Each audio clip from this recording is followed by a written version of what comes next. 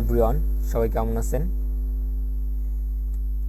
আজকে আমরা যে পার্টটা দেখব এটা হচ্ছে আমরা সি প্রোগ্রামিংয়ে কোড ব্লকসে কীভাবে ফন্ট সাইজ বাড়াবো, ফন্ট চেঞ্জ করব অ্যান্ড কালার চেঞ্জ করব। ওকে, তাহলে চলুন শুরু করি। আমি নিউ একটা ফাইল নিলাম। এখান থেকে আমরা ফার্স্টে চলে যাব এখান থেকে সেটিং থেকে এখান থেকে আপনারা যাবেন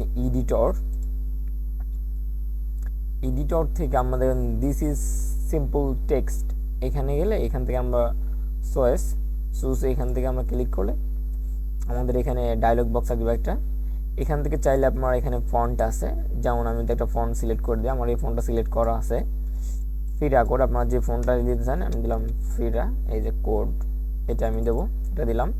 এরপর আমি ফন্ট সাইজ কত নেব, রেগুলার, মিনিমাম, বোল্ড, এগুলো আমি নেব রেগুলার এটা। এরপর এখান থেকে আমি কি নেব, বোল্ড, এটা আমি কত পার্সেন্ট সাইজ নেব, আমি নেব 14 বা 16। এখান থেকে চাইলে আপনারা যে কোনো কালার মুড চেঞ্জ করতে পারেন, আমি চেঞ্জ করলাম। এরপর আমি ওকে দেই, তারপরে ওকে, আমাদের কাজ শেষ। এবার আমরা এখানে লিখি, টাইপিং করি যে ইনক্লুড, ঠিক আছে। আমাদের এটা কিন্তু ইজিলি সুন্দরভাবে একটা ফন্ট চলে আসছে, ঠিক আছে। আপনারা যদি ফিরা কোড ইউজ করতে চান, আপনারা গুগলে যে ডাউনলোড করে ইনস্টল করলে আপনারা ইউজ করতে পারবেন, এখানে পেয়ে যাবেন। আশা করি বুঝতে পারছেন। সবাই ভালো থাকবেন, সেখসাদি একাডেমির সাথেই থাকুন।